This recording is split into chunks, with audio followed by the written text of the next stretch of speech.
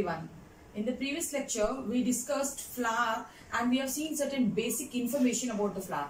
In this lecture also, we'll continue with the flower only and we will see what is the symmetry of the flower, what do you mean by merosity, and we'll see the parts of the flower also. So let's continue today's session also with the remaining information about the flower only. Now what is flower? In the previous lecture, we discussed that flower is it participates in sexual reproduction. It helps in sexual reproduction. Flower is a reproductive organ. Flower is a condensed shoot. It is a modified shoot, right? And all the appendages which are present on the flower, floral appendages are nothing but the modified leaves which arise on the condensed nodes and internodes. It's a compact structure, right? So we'll continue in our today's class also with the remaining information about flower. And what is flower?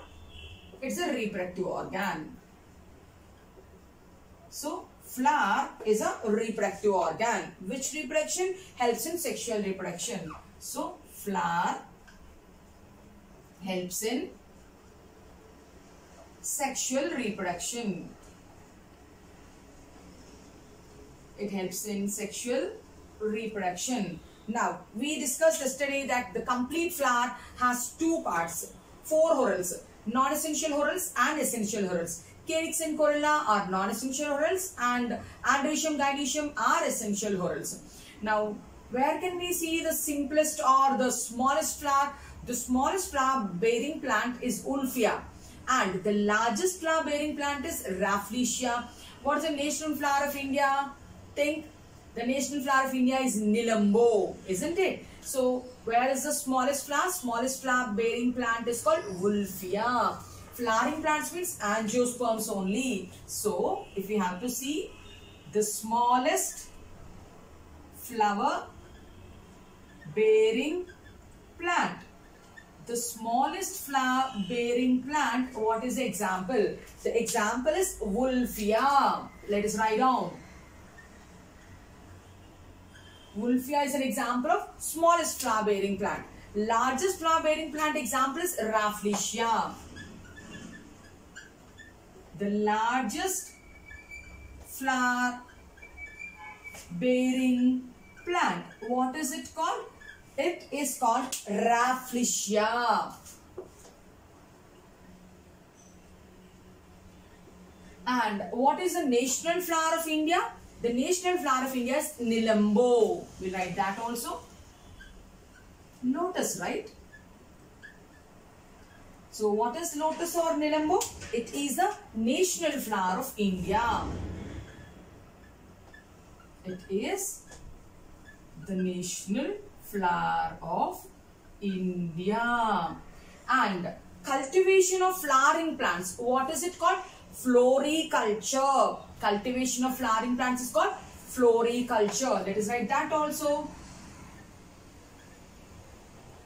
Cultivation of flowering plants. Cultivation of flowering plants, what is it called? Floriculture.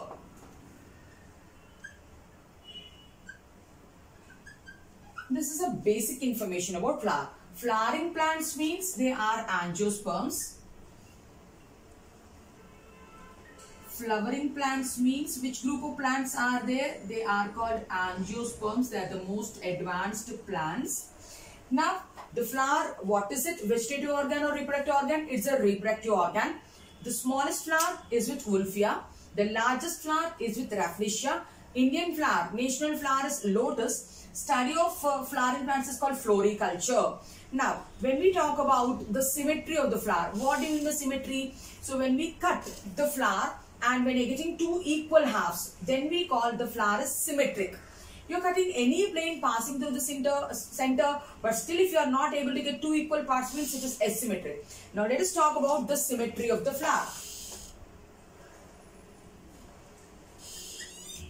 Symmetry of the flower. So we can divide them into three types. Some flowers, they are radially symmetrical. Some flowers are bilaterally symmetrical. Some flowers are asymmetric. Okay. So let us see the three types under symmetry. So the first one is radial symmetry. The second one is bilateral symmetry. And the third one is asymmetric. The third one is asymmetric. Okay. So radial symmetry is also called actinomorphic in biology. Bilateral symmetry is also called zygomorphic. Let us write that also. Radial symmetry is also called actinomorphic symmetry. Bilateral symmetry is also called zygomorphic symmetry. Asymmetry means it's asymmetric only. Now, radial and bilateral symmetry are called as regular flowers, whereas asymmetric flower is an irregular flower because you are not able to cut it. So, asymmetric flower is also called irregular flower, whereas radial and bilateral, both of them can be called as regular flowers. Both of these are called as regular flowers, whereas asymmetric flower is called irregular flower. Now coming to radial symmetry or actinomorphic symmetry. What is radial symmetry means? It can be divided, the flower can be divided into two equal halves when you pass a plane which is passing through the center, right? So let us see the example. Radial symmetry, if we have to see, we can take an example with the picture, we'll understand. I'm just drawing a flower.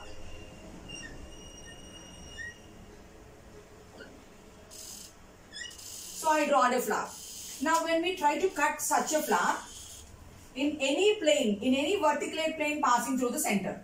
Now here I go, one plane. This is one plane. When I cut this plane, 1, 2, 3 petals this side, 1, 2, 3 petals this side. I'll cut another plane. So this is another plane. When I cut this also, so I'm getting, so 1, 2, 3 this side, this is another plane. So when we cut 1, 2, 3 this side, 1, 2, 3 this side. And another plane if we have to cut through this. So if you cut this side also, 1, 2, 3 this side, 1, 2, 3 this side. Now a flower which is having two equal halves in any plane passing through the center is actinomorphic. So what should we write for actinomorphic? So any plane passing through the center, any plane which is passing through the center, if it gives two equal halves,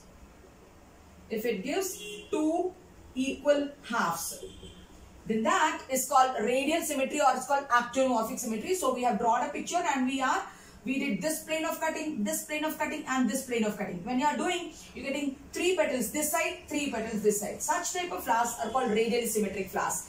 Now the examples, what they have, there's so many examples in nature for radial symmetry, bilateral symmetry and asymmetric. But NCERT will give certain examples, only that examples we need to remember. That only they will ask us the question. So the code what we can make for actinomorphic symmetry is, we will write down it as A, B, C, D. Okay. A means actinomorphic symmetry. So the examples, B for brassica means mustard, C for chili and D for datura. So what are the examples for actinomorphic? So let us write down one by one. B for brassica. Brassica means it is mustard. And C if we have to write, C for chili or China rose also is applicable. Chili also we can write, China rose. Both are actinomorphic only. And D for datura. D for datura. So these are the examples of actinomorphic symmetry.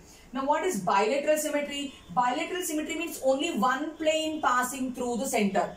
Only one vertical plane passing through the center if you make, and then if you are getting two equal parts, that is called bilateral symmetry or zygomorphic symmetry. Here you told any plane, but here you will tell only one vertical plane. One vertical plane passing through the center. One vertical plane passing through the center. If one vertical plane passing through the center, if it gives two equal halves. If it gives two equal halves, then that's called bilateral symmetry. Now we will see which type of flowers we can go with bilateral symmetry. We'll first draw the picture. I will draw the pea flower. In the pea flower, this is the standard petal. It has two wings. and it has two keels.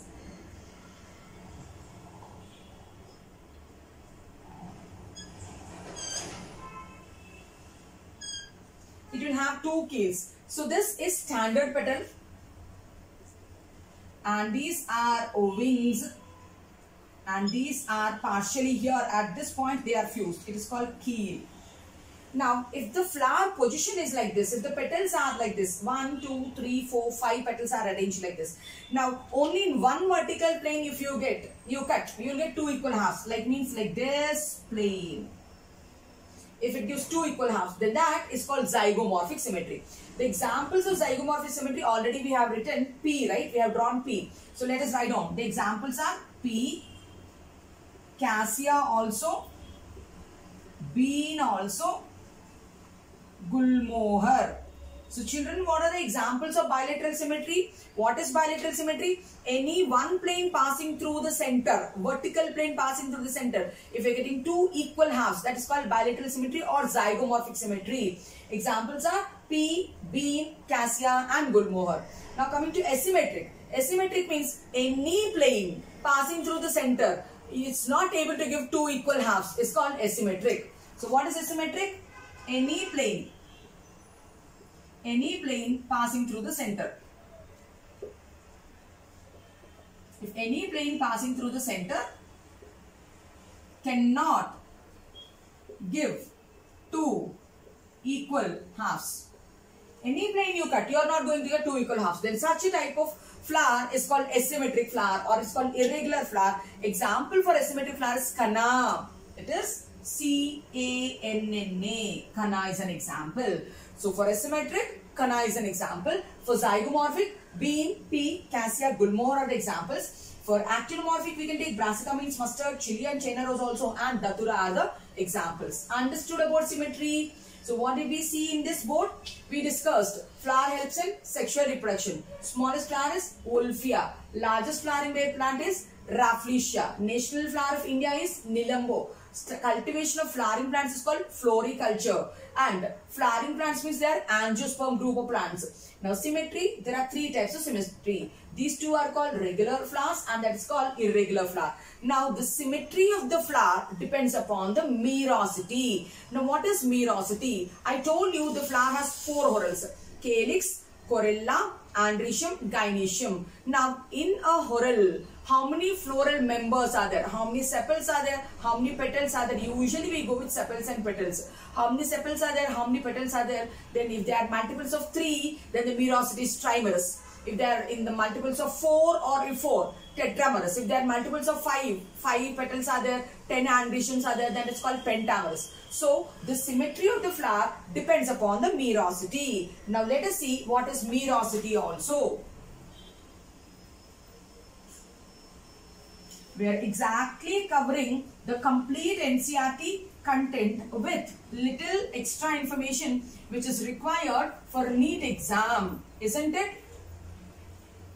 So this chapter is very important chapter as it is memory based. So when you see this lectures, now you will understand the concept clear. And after understanding the concept, when you read, so you can remember it very easily. And since biology is a volatile subject, as and when possible, you have to revise your chapters. If not, so there are chances of forgetting them soon. Okay. So I told the symmetry depends on merosity. Symmetry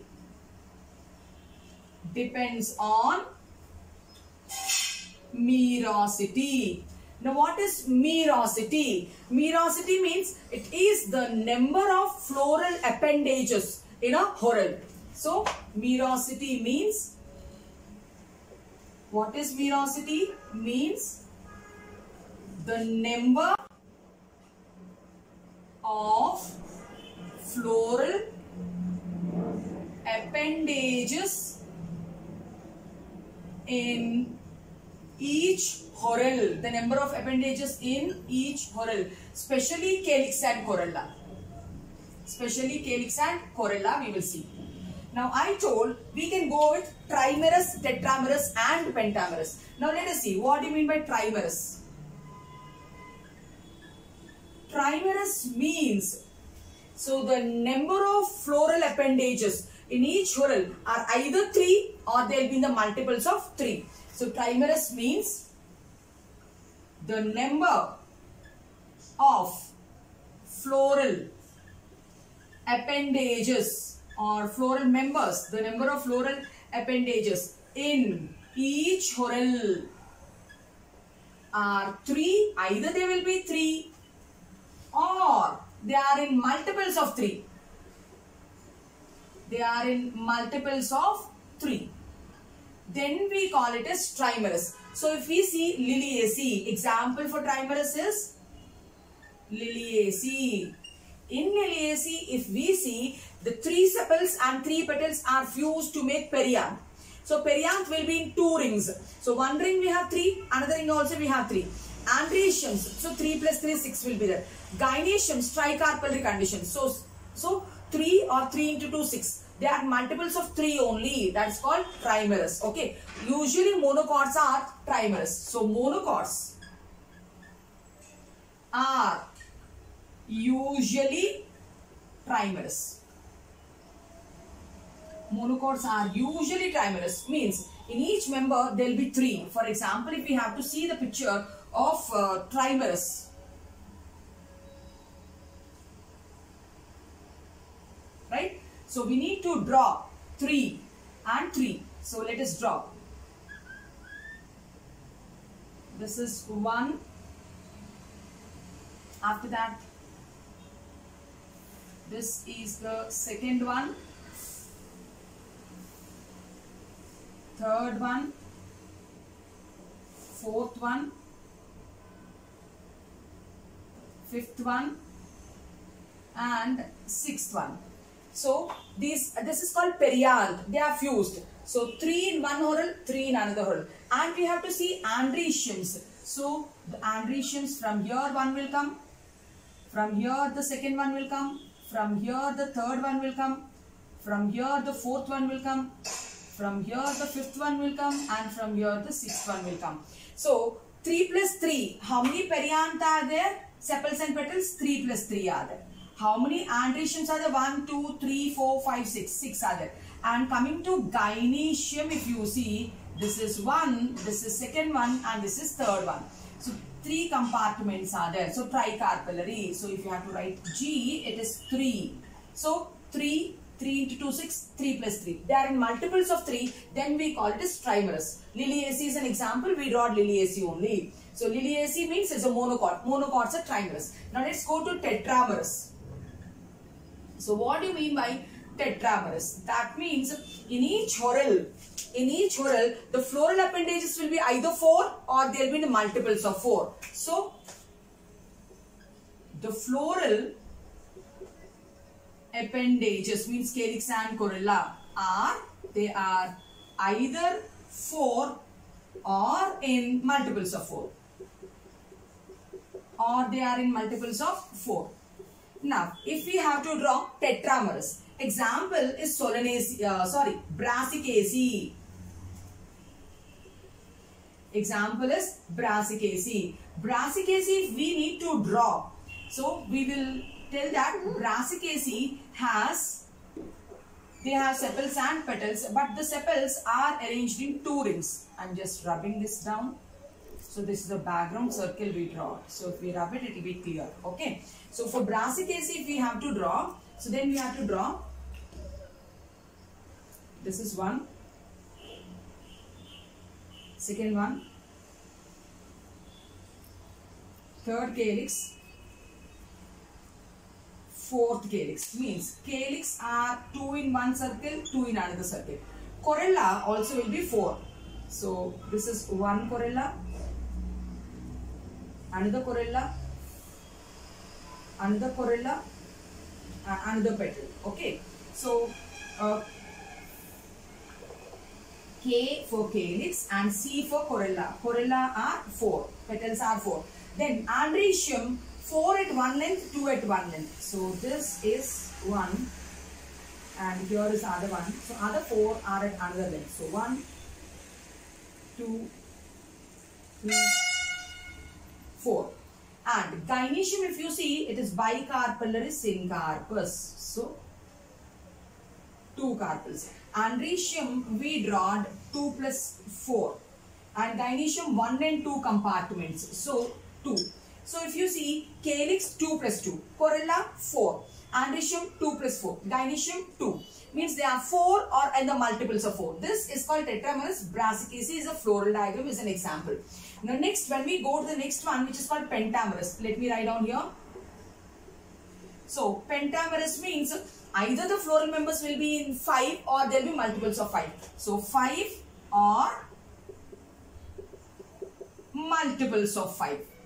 Example, we can go Solanaceae and Fabaceae. What are the examples? Solanaceae and Fabaceae we can write. Solanaceae, if we have to draw, so let us draw 5 sepals. Okay. So 1 sepal, 2nd sepal, 3rd sepal, 4th sepal, 5th sepal, and the sepals are fused here. Okay, so 5 sepals are there. And how many petals are there? 5 petals are there. 1 petal, 2nd petal, 3rd petal, 4th petal, 5th petal. 5 petals are there. Now, how many androeciums are there? 5 androeciums which are attached to this. So, epipetals. 2nd one, 3rd one, 4th one, 5th one. So, androeciums are also 5. Gynoeciums, if you see, Solanaceae has only bicarpellary. Okay, swollen placenta, axial placentation. All these are the ovules. Only this is deviating. So that's why we majorly go with calyx and corolla. So if you have to draw K5 in bracket, they are fused. Corolla C5, okay, they are separate. Then androecium, they are 5 attached to this. Gynoecium, it is 2. So this is 5, this is 5, this is 5. So pentamerous means 5 or in multiples of 5. Solanaceae is an example. Fabaceae also we can draw and we can see the same thing. So this is the merosity. Merosity means the number of floral appendages in each whorl. This will determine which type of symmetry it is. For example, if you see there are multiples of 3. Anywhere you are getting, so this plane, this plane, this plane, you will get 2 equal halves. Means it is actinomorphic. Here also it is actinomorphic. This plane or this plane or this plane. So this is also actinomorphic. And Brassicaceae is also actinomorphic. Brassicaceae is also actinomorphic. Only Fabaceae will be zygomorphic. So what did we discuss so far? We discussed symmetry and we told symmetry depends upon merosity. So merosity also we discussed. Trimerous, Lilius is an example. Tetramerous, Brassicaceae, Pentamerous, Solanaceae and Fabaceae are the examples. So dicots are usually tetramerous and pentamerous. So dicots are, they are tetramerous or pentamerous. Whereas monocots are trimerous. So we finished merosity also. Now let us see the positions of the gynoecium with respect to the other floral appendages. So depending on that, we can divide again the flower into superior ovary, inferior ovary, half superior and half inferior. That's our next topic.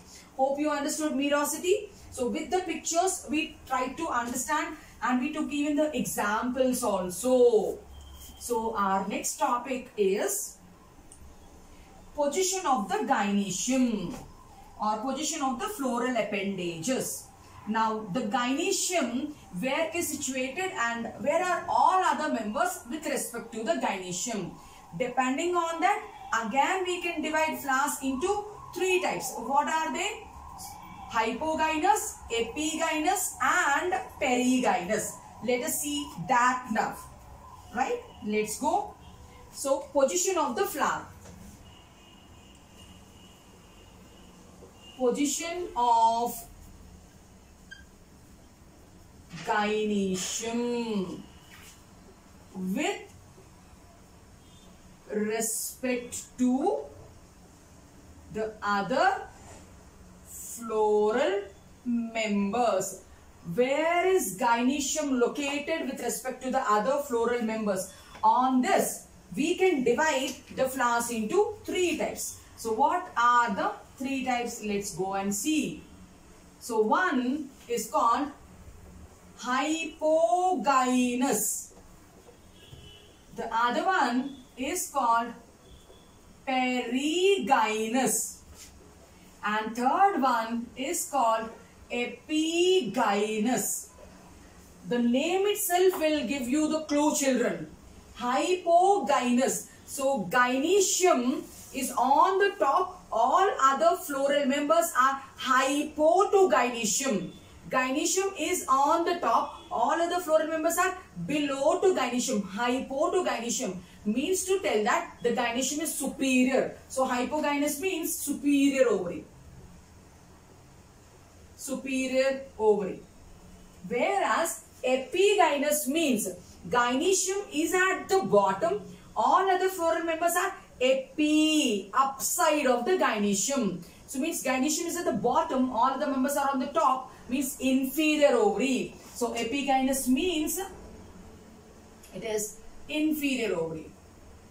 Hypogynous means superior ovary. Perigynous means neither superior nor inferior. So we can tell half superior and half inferior. So for perigynous it is half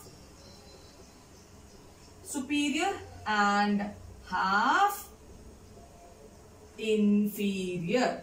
Now let us see diagrammatically what do you mean by hypogynous. In hypogynous, the shape of the thalamus will be triangular. It will be convex. So in hypogynous, thalamus, where all the floral members will be there. So thalamus is convex or it is conical. So the thalamus will be like this. It is cone shaped. Now on the top of the thalamus who will sit? Gynoecium will sit. So the gynoecium is on top of the thalamus. Now below the gynoecium all the floral members should be there. That means the anthers are here. If you have to show diathecus, like this. And below that is petal, colorful, attractive structure. And below the petal is green colored sepal. So gynoecium is at the superior most place and all other parts are below it. So it is called hypogynous. This is a diagrammatic representation of hypogynous. And what are the examples of hypogynous? Examples are very much important. The examples of hypogynous are hibiscus, datura and brassica. So the examples of this one are hibiscus, datura, brassica, mustard. Hibiscus means China rose. So China rose, datura and brassica are examples of hypogynous. And again, at the end of the chapter, we will read 4 families. One is Brassicaceae, Fabaceae, Solanaceae, Liliaceae. Children, all these 4 families are again superior only. Means all that also we can write. What are the other examples? When we go ahead and we see Brassicaceae. Brassicaceae members are also hypogynous. Then next one, Fabaceae is the second family we will read. Is also hypogynous. Solanaceae we will read. Solanaceae members are also superior. Last one, Liliaceae. Even Liliaceae members are also superior only, hypogynous only. So what they will give? They'll ask some questions. They will give some 10 flowers. In those 10 flowers, they will ask you to identify how many are hypogynous. Now these are the 3 examples under the content what they gave: hibiscus, datura and brassica. And we know the examples of Brassicaceae, Fabaceae, Solanaceae and Liliaceae. We'll study it under academic importance. So you have to pick all these 3 examples with these 4 family examples. They are hypogynous. Understood? At the end, we will do some questions on this content also. Now let's go to perigynous. In perigynous, what are we telling? Here if it is convex, in perigynous, the thalamus is cup shaped. Or we can tell it is concave. it is concave shape. When it is concave like this, at the center the gynoecium will be there, and at the margins, at this tip of the thalamus, all other members, androecium, sepals and petals will be there. Means they're almost at the same level. If I keep my hand like this, almost at the same level. So it is cup shaped or concave shaped, and gynoecium is at the center. And what are the other members? Androecium, sepals and petals. Androecium, sepals and petals are at the margins. Okay, at the tips they are present. Then that is called perigynous. So it will be better if we look at the diagram. Okay, so the diagram we have to draw.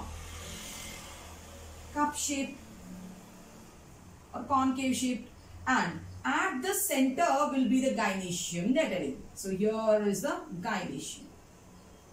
All other members are at the margins. So here is androecium, and at this margin also we need to draw androecium, and this will be the petal. So here also this is the petal, and this is the sepal.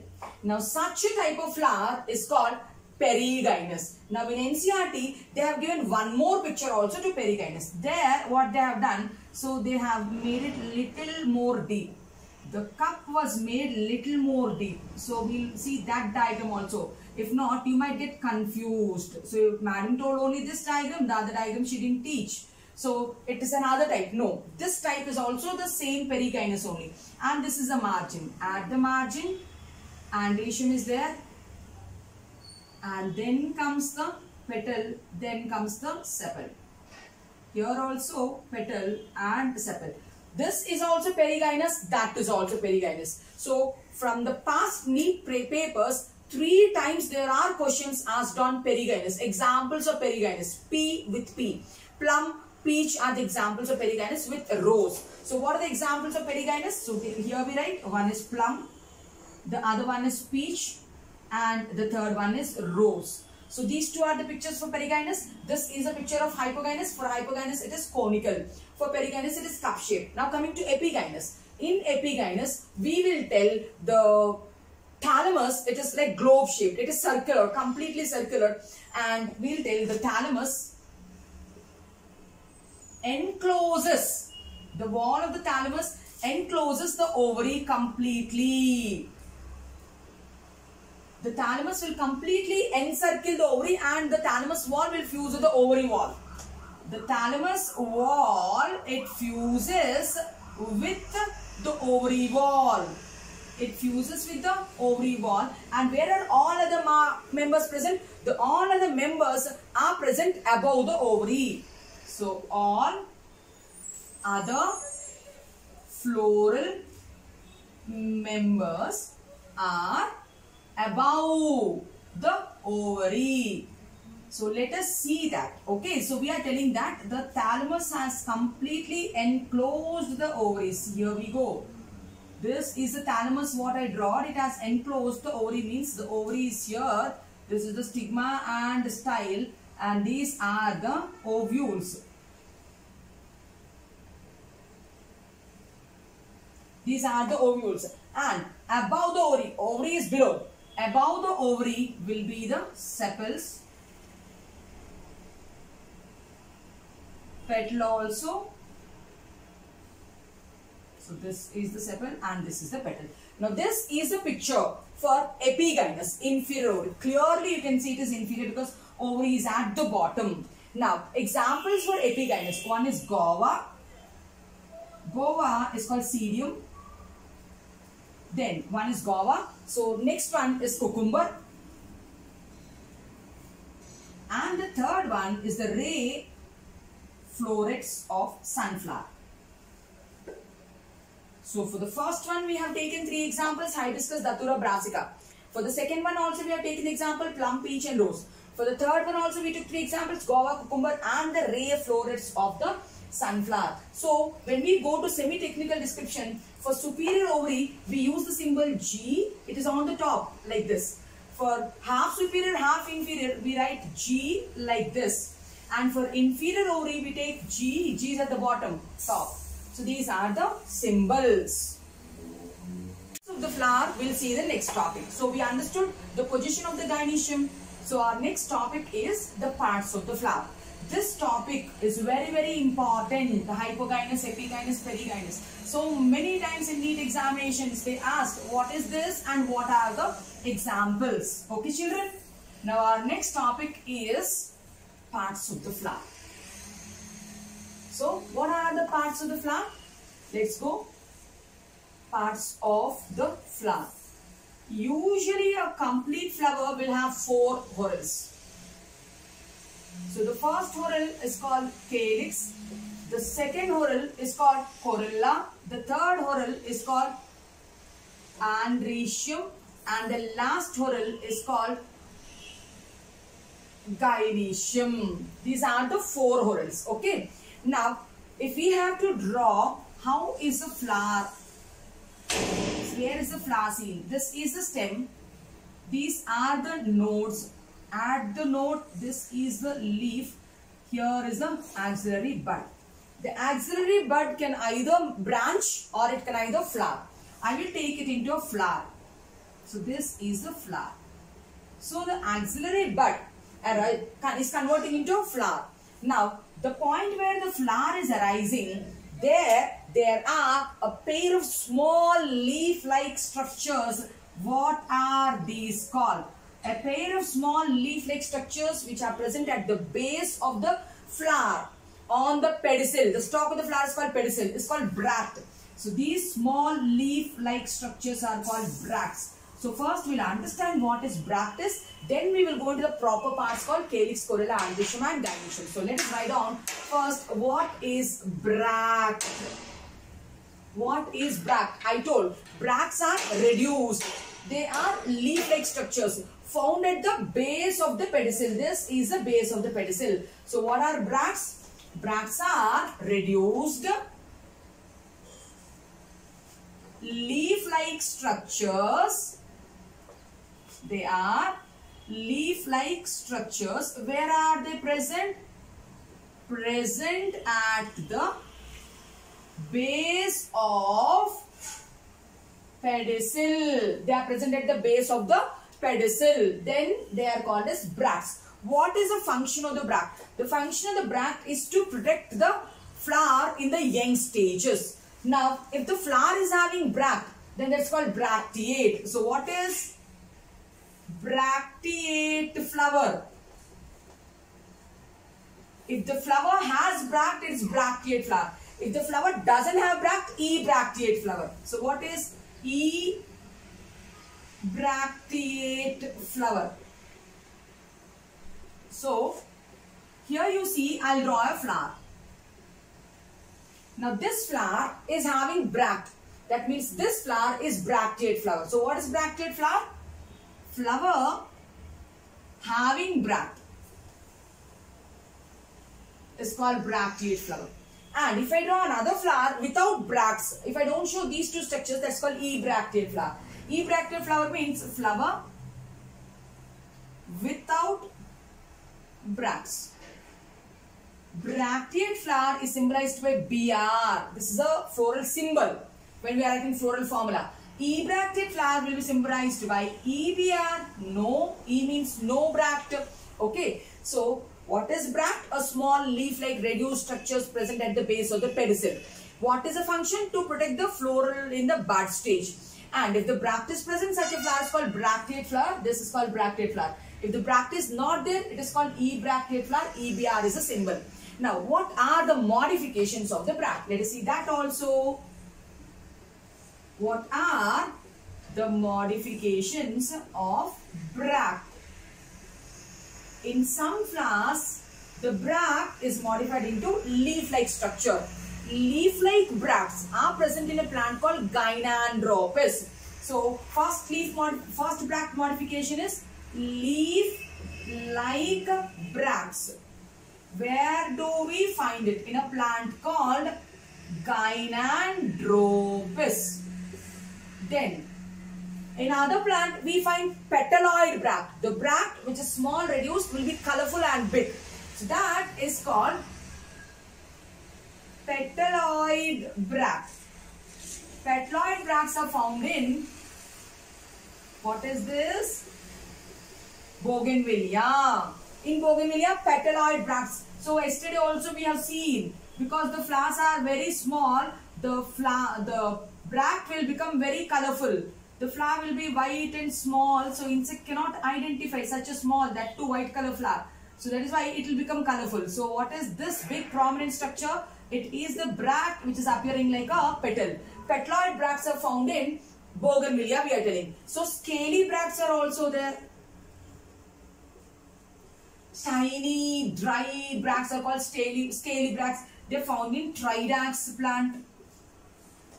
Scaly bracts are found in Tridac's plant. And yesterday when we are talking about inflorescence, I told the bracts are fused to make a cup-shaped structure called involucre. Involucre bracts. So where do we find involucre bracts? Where all the bracts of the flowers are fused to make a cup-shaped involucre in which the inflorescence will be there and it will be protecting. Involucre bracts, where do you find? You find it in onion. Right? So in Liliaceae members we find. And in some, the bract gets modified into a boat-shaped structure called spathe. And inside that, the peduncle will be there and the flowers will be there. So these are the male and female flowers. Coconut also has such type of inflorescence. And Colocasia also has such type of inflorescence. So what do you mean by this? So spathe bract. Where do we find spathe bract? Where the bract is modified into a boat-shaped structure, we find it in Colocasia. And we find it in coconut. Okay, so these are different types of bract modifications. Leaf-like bract, Gynandropus plant. Petaloid bract to attract the insects since the flowers are small, Bougainvillea. Scaly bract in the Tridac's plant. A cup-shaped involucre bracts, Allium and Liliaceae members. And spathe-like bract in Colocasia and coconut. Okay, so this is called spadix inflorescence. Now this is about the information about bract. Now let's go to the exact parts. So calyx, corolla